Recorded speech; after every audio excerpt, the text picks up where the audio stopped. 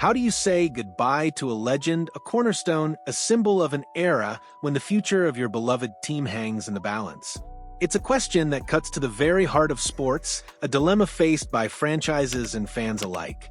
For the Montreal Canadiens, that moment of truth seems to be rapidly approaching as the whispers around the Bell Center grow louder, hinting at a seismic shift that could redefine their trajectory.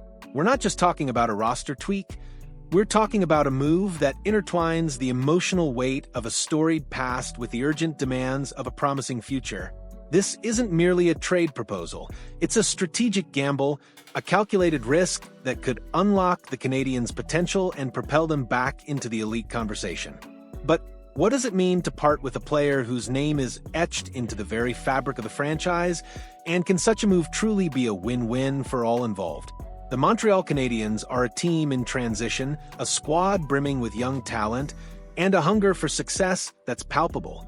Yet, as the new season looms, a couple of significant hurdles stand squarely in their path. First and foremost, the quest for a genuine second-line center continues, a pivotal piece of the puzzle that could elevate their offensive firepower and provide crucial depth down the middle. This isn't just about scoring goals.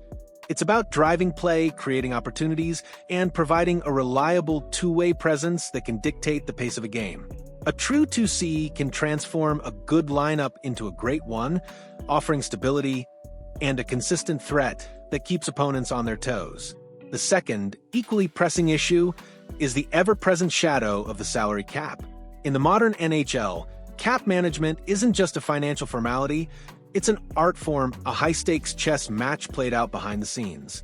The Canadiens, despite their aspirations, currently find themselves in a tight spot, lacking the necessary cap flexibility to make the impactful moves they desperately desire.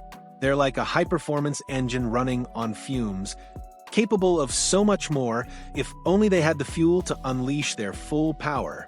Without that crucial cap space, acquiring the missing pieces, especially that elusive second-line center, becomes an exercise in frustration, a dream perpetually out of reach. Enter Caleb Kearney of Heavy Sports, who has thrown a fascinating curveball into the mix with a mock trade proposal that, on paper, could be the ultimate two-for-one solution for Montreal.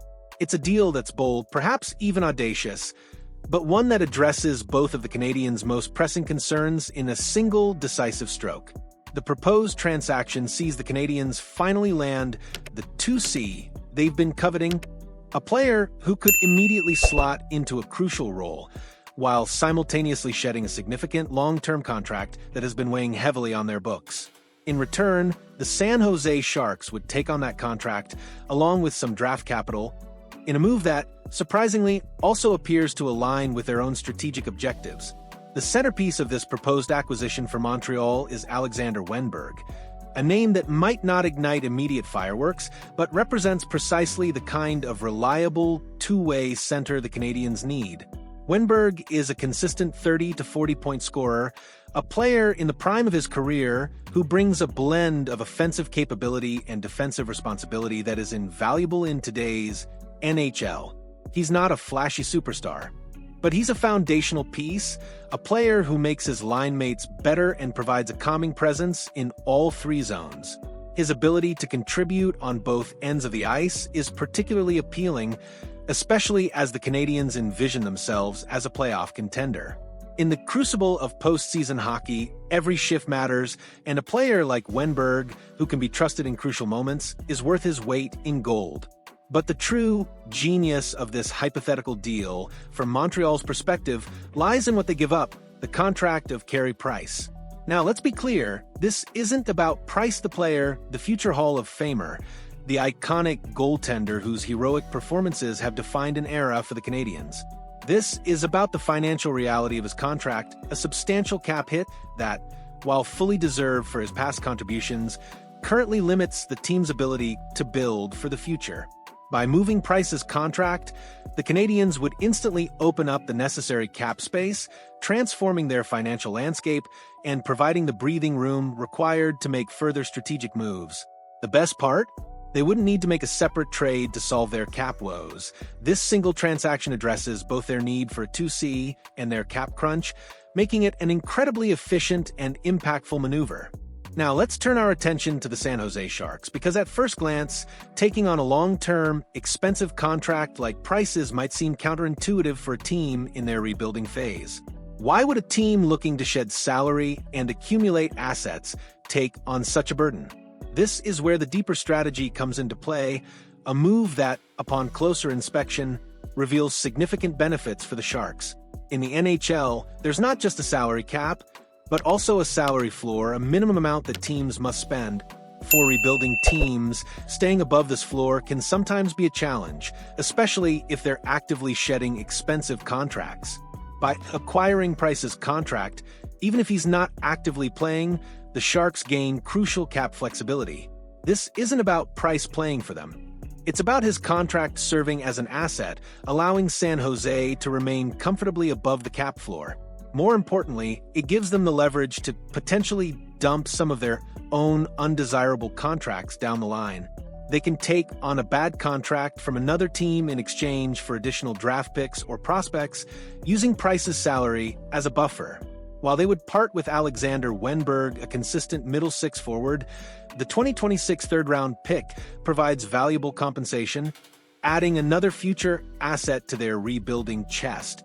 Furthermore, with the highly anticipated arrival of prospects like Michael Misa, who could potentially make the jump to the NHL this season, Wenberg might become an expendable piece, making his departure less impactful in the long run. So, when you peel back the layers, this isn't just a speculative fantasy, it's an intriguing trade idea that genuinely appears to make sense for both parties involved. For the Montreal Canadiens, it's a bold step forward, a pragmatic decision that prioritizes the team's future competitiveness while respectfully navigating the legacy of a franchise icon. For the San Jose Sharks, it's a shrewd, calculated move that provides essential cap flexibility and further bolsters their long-term rebuilding efforts. The hockey world is constantly evolving, and teams must adapt, sometimes making difficult choices for the greater good. As the preseason inches closer and the trade winds begin to swirl, the possibility of a Carey Price trade looms large on the horizon, a potential turning point that could reshape the fortunes of two franchises. It's a stark reminder that in professional sports, sentimentality often takes a backseat to strategy, but sometimes even the toughest goodbyes can pave the way for a brighter tomorrow. What do you think about this potential blockbuster? Could this be the move that finally unlocks the Canadiens' full potential, or is the price too high? Even for a legend? Share your thoughts, your hopes, and your wildest trade theories in the comments below. And if you found this breakdown insightful, don't forget to hit that like button and subscribe for more exclusive analysis.